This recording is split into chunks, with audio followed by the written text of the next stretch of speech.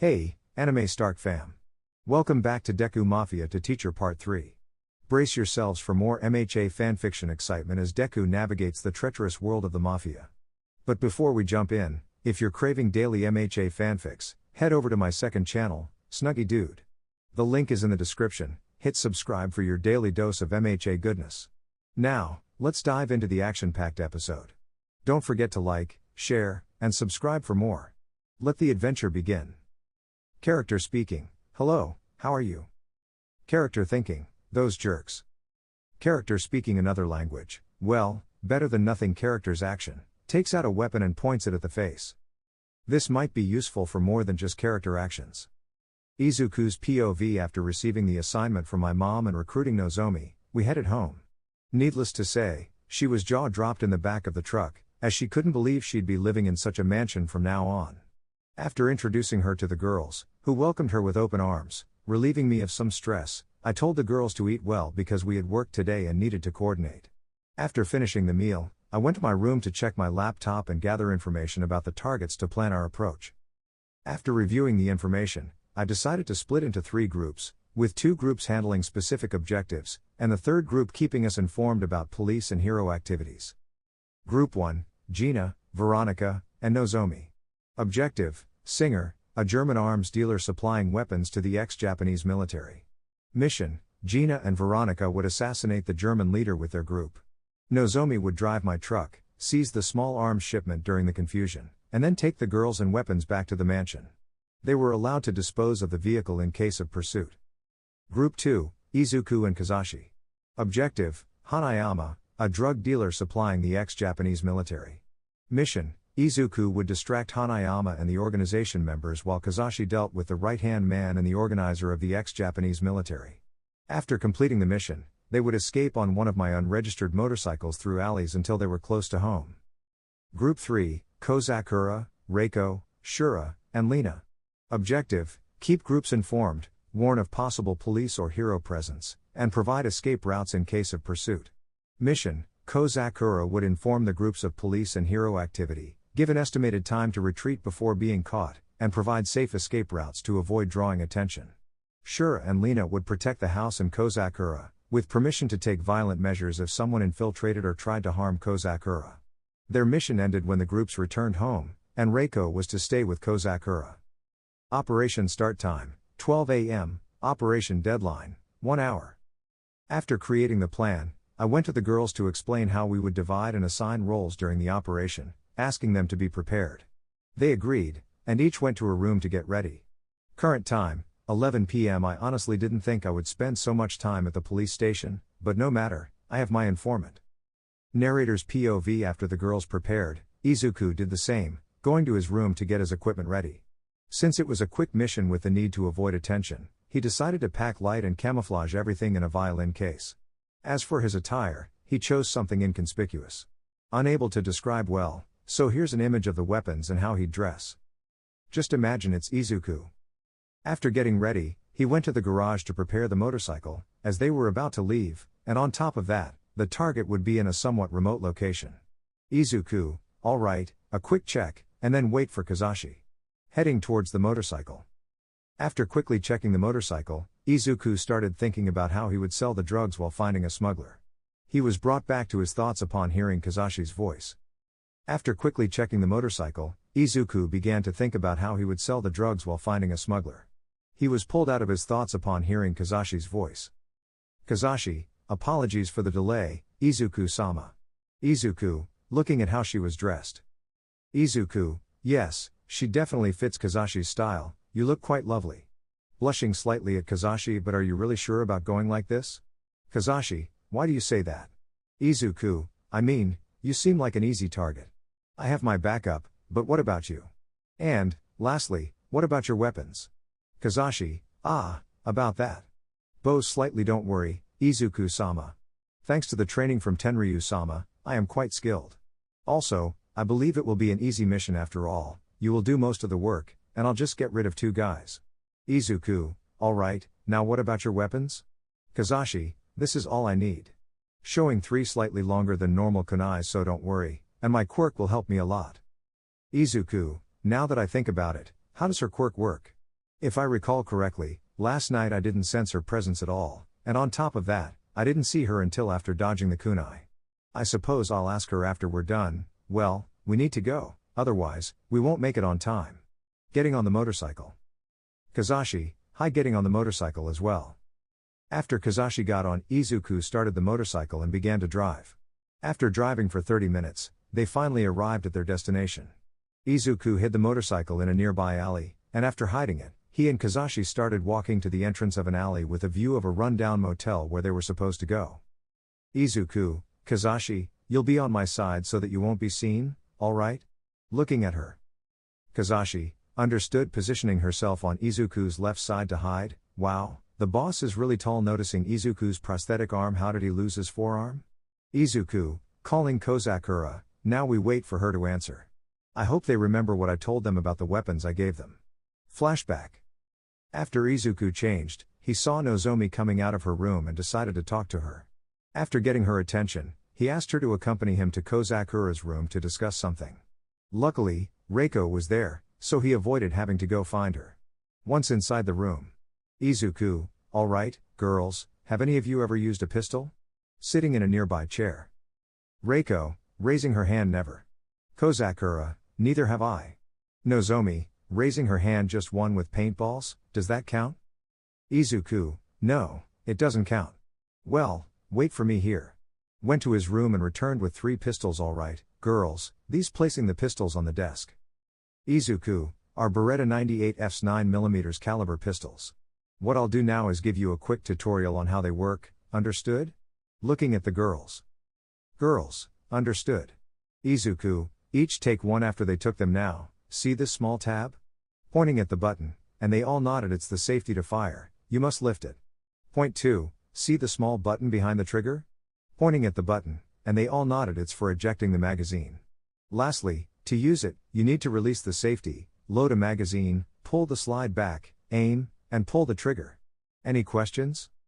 Reiko, hi, raising her hand again. Izuku, alright, go ahead.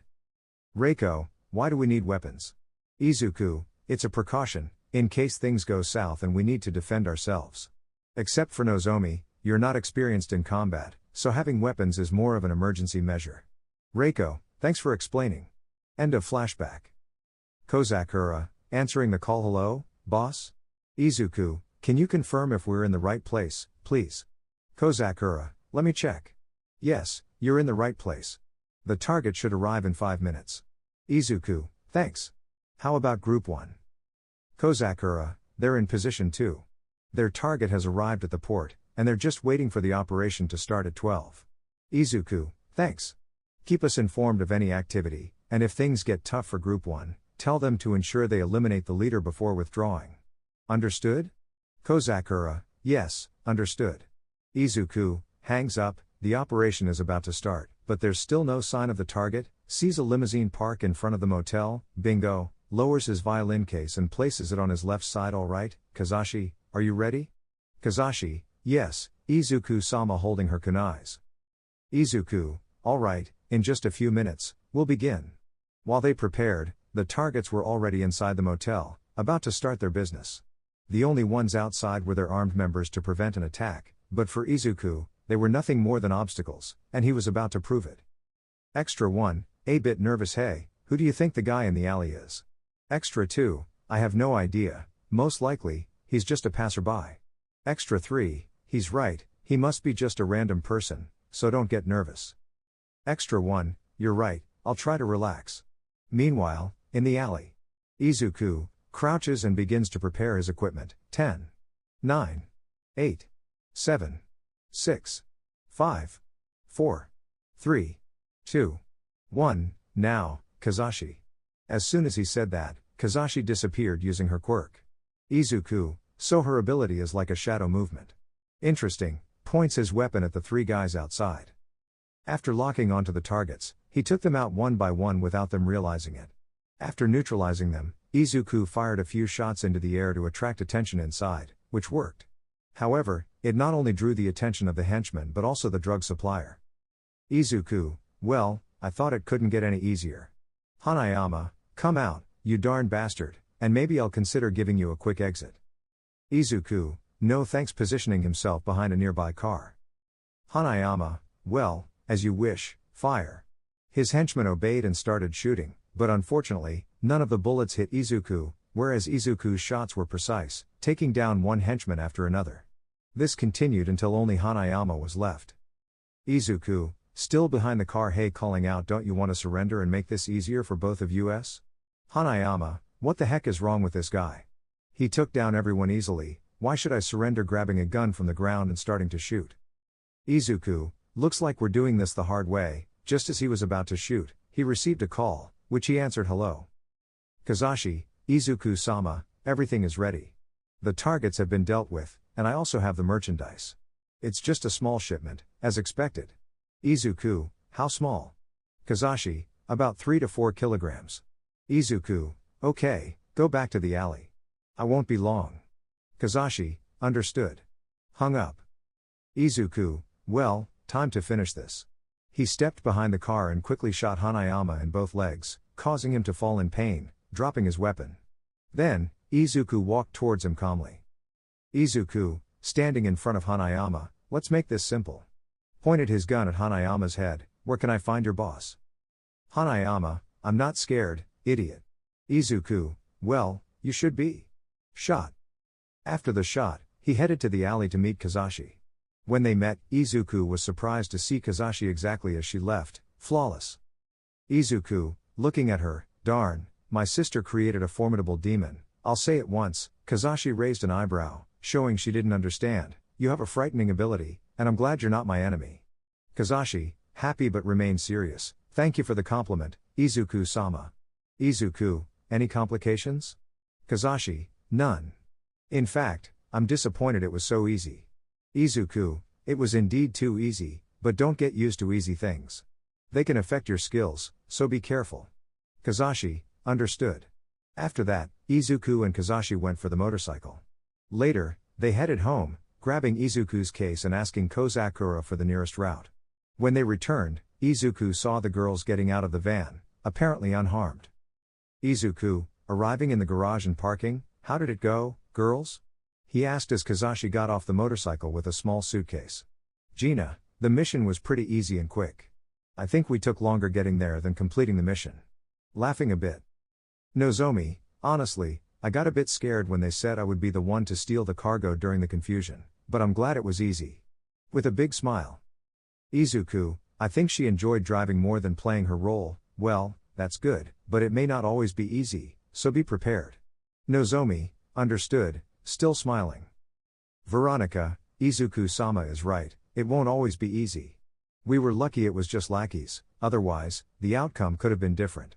Somewhat serious, we shouldn't get overconfident. Izuku, I had my suspicions, but now I'm sure she's their leader, so there's a high probability she'll end up being my right hand. Well, that doesn't sound bad. With that said, let's go inside, it's starting to get cold. You're free to do whatever, it's a new notice. Your payment will be given tomorrow. Girls, understood. Izuku's POV. After finishing talking with the girls, I received a call, clearly from my mother, wanting to know how it went. I told her everything about the mission, and she congratulated me and sent her congratulations to the girls. She mentioned that the mission payment was already made, and they would take the weapons when their ship, Maria Zeliska, arrived in Tokyo. I didn't object, as I have plenty of money, and it made me unsure of what to spend it on. But the good thing is I don't spend it on just anything. But let's get back to the point. After finishing the call, I noticed it was 1:10 a.m. It wasn't very late or very early, and I wasn't sleepy, so I went straight to take a bath. After coming out, I got ready to go out for a while, but before leaving, I wanted to ask Kozakura a favor. Izuku, knocking on Kozakura's door, Kozakura, are you awake? Kozakura, it's open, Izuku-sama. Izuku, entering, sorry to bother you, but I'd like you to do me a favor. Kozakura, don't worry. What kind of favor do you need? Izuku, I'd like you to sell a couple of my cars, specifically the 2 Reiko is fixing and the van Nozomi used today. Kozakura, no problem, but about the ones Reiko is fixing, do you want me to sell them as they are, or should I wait until they're fixed? Izuku, wait until they're fixed, then sell them. Kozakura, understood. Izuku, thanks, and rest. He left his room. After asking Kozakura for that favor, I prepared to leave. After all, it's a good opportunity to observe the activities of the police and heroes. Izuku, well, from what I've seen, tuned cars aren't as uncommon as bikes here. So, let's see which one I'll take. Looking at his cars, alright, with you, I think I won't attract much attention. Izuku's outfit. After choosing a car, I headed to a bar I saw in the afternoon in the city center. It looked fancy, and on top of that, it was a tall building, allowing a clear view of the entire center effortlessly. Also, despite being late at night, the center seemed quite crowded. It will help to see how many police officers and heroes patrol crowded places. Narrator's POV. After parking his car in the bar's underground parking lot, Izuku noticed some people inside, not too many or too few, and he hadn't even entered yet. There was only one problem: there were more men than women, and the women present were already being courted by others. While coming to observe police activity, meeting a woman wouldn't hurt. Still, upon noticing, he abandoned the idea of approaching a woman and decided to focus on the main objective. Upon entering, he saw a table near the window, went to sit, and shortly after, a waiter approached to take his order. "Waiter, good evening, can you tell me what you'd like to drink?" politely asked Izuku. "A black Russian cocktail, please." Waiter, "Understood, I'll bring it to you in a moment." Izuku, "Thanks." The waiter leaves. It feels strange to be treated well in a bar. In the old man's bar, I was served with insults, but it was impossible not to like the old man. After all, he was the most popular in Roanapur. He reminisced about how the old man treated him. Izuku's memory. Izuku, "Old man, serve me a drink." Ivan, "Shut up, I'm not serving you anything, so get out, or I'll kick you out." Izuku, "Don't be like that, old man, or you'll die early." Ivan, "Don't give me that. Every time you come, my bar ends up full of holes." Izuku, "Then serve me a drink, and I'll leave." Ivan, grabbed a beer bottle, "Now leave." Izuku, "I wanted a shot of vodka." Ivan, "I don't have something as fine as vodka." "Settle for that, you bastard." Izuku, "Because of that temper, I'll leave you to your wife." Ivan, "What did you say, bastard?" hitting Izuku with a pool cue, "Didn't your mother teach you manners?" "If she didn't, I'll teach you, idiot." Izuku, "Wait, old man, you'll make me spill my beer," covering his beer. Ivan, "Who the hell cares about your beer?" Izuku, "I care, old man," dodging Ivan and running in the bar. Ivan, "Shut up, it's not like you pay for what you drink," chasing Izuku. End of Izuku's memory. Izuku, good memories. The waiter came and left Izuku's order, then withdrew. "Oh, it seems they do know how it really is." Izuku, took a sip, "Phew, it's really good," but back to business, started looking through the bar window at the city for a while. It seems that the security in this country is really negligent.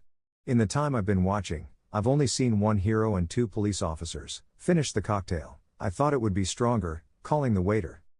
"Waiter, how can I help you?" Izuku, "I'd like a glass of vodka, please." Waiter, "Right away." Withdrew. Izuku continued observing the city's activity. Suddenly, he heard 2 girls arguing at a nearby table. One was a black-haired girl with fair skin and blue eyes, while the other was a blonde with violet eyes. A third girl tried to separate them but failed miserably. The men in the place immediately tried to intervene, not to stop the fight but to try to flirt with the 2. In other words, they dismissed the third girl, and Izuku wondered why. Izuku's POV. I was finishing my glass of vodka when a small argument started. I didn't pay much attention, but others seemed to be interested. When the waiter approached to see if I wanted anything else, I asked who they were. He told me they were professional heroines. If the waiter wasn't lying, the black-haired one was Midnight, the blonde was Mount Lady, and the one trying to separate them was Ryukyu. Moments like these make me grateful that I'm not recognized as a threat in Tokyo yet, otherwise, I would have rushed to avoid a confrontation with them. Why? Well, only an idiot attacks without information about their opponent. But since I wasn't recognized, I ignored it and went about my business. Waiter, another glass of vodka, sir? Izuku, yes, please. He placed another glass on the table, thanks. Taking a sip. I check my watch, and it hasn't been more than 20 minutes, but it feels like hours of observation, and I haven't seen more than the guys from earlier and the 3 heroines in the same bar as me. Without realizing it, a girl pulled me out of my thoughts, and when I turned to look, it was Ryukyu. Ryukyu, do you mind if I sit at the same table? She asked politely. Izuku, no problem. Now that I see her up close, she's quite attractive. Ryukyu, Sitting down, thanks. We both sat without speaking and without looking at each other, and an awkward silence settled in. However, it was broken thanks to the two troublemakers. Nemuri, who are you calling an old giant bitch? You, who else if not you, and I'm not a giant bitch. Extra and obvious target of both, G.G.G. guys, D.D. Don't you think we should calm down? Nemuri, you're right. Grabbing the poor one by the arm, we need to get away from this bitch. You, holding the other arm of the poor guy. Where do you think you're taking him? He's mine, you accursed old woman. Watching the fight, Ryukyu seemed to have a face of embarrassment. Izuku, looks like you're having a tough time. Taking a sip of vodka. Ryukyu, with a face of shame just a little. Izuku, seriously? Taking another sip. Ryukyu, yes, they only act like this when they're interested in the same man. Izuku, mind if I ask you a question? Finishing his vodka. Ryukyu, sure, no problem. Looking at Izuku. Izuku, are they your friends? Not to offend, but you don't seem like the type of woman who hangs out in these kinds of bars. Calling the waiter. Ryukyu, actually, they're not my friends, they're co-workers. They convinced me to come with them this time. After all, you're right, I'm not one to frequent bars. Izuku, so, you don't drink alcohol normally? Ryukyu, I do, but usually, I do it at home. Why do you ask? Waiter, what can I get you? Izuku, how about you join me just this once, lovely? Smiling. Ryukyu, blushing calming down a bit high was all she managed to say. Izuku, perfect, then order whatever you want. Looking at the waiter, another vodka for me, please. Waiter, understood, and for you, madam? Ryukyu, a margarita cocktail. Waiter, got it, I'll be back in a moment.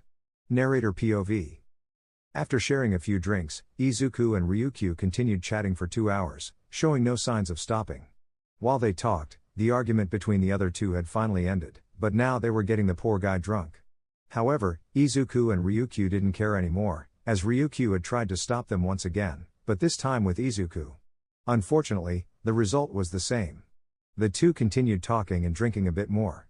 Izuku, checking his watch, what the heck, 3:40, but I just checked, and it was 1:50. Well, I guess I'll stay at a hotel not to bother the girls. Now that I think about it, we've been talking for a while, and I haven't introduced myself. Ryukyu, you're right. A bit embarrassed as she hadn't introduced herself to the man who was buying her drinks and making her laugh like never before. Izuku, apologies for my oversight. My name is Izuku Pavlovin. Extending his hand, what does it matter if he knows my name? After all, what's the probability of bumping into a top 10 hero? Extremely low, so there shouldn't be a problem. Ryukyu, shaking Izuku's hand. I'm Ryuko Tatsuma, pleased to meet you. Smiling. Izuku, the pleasure is mine, Ryuko. After saying his name, Ryuko blushed intensely. After that introduction, they continued chatting until Izuku mentioned he had to leave and find a hotel for the night since it was too late to go home. However, he didn't expect her to offer him to sleep at her apartment. They chatted a bit more, and he eventually agreed, paid the bill, and headed for his car. Thanks to his high resistance, alcohol didn't affect him, and Ryuko also seemed unaffected, perhaps due to her quirk. After impressing Ryuko with his car, they headed to her apartment, with him simply following her directions. The next morning. Izuku POV. I was waking up and feeling a bit sore in my back. I was about to get up when I felt extra weight on my chest. I could feel my bare torso and someone's breath on my chest. What the heck, this isn't my room. No, wait. Oh yeah, I remembered. We're at Ryuko's apartment, so. My mother is going to kill me if she finds out about this.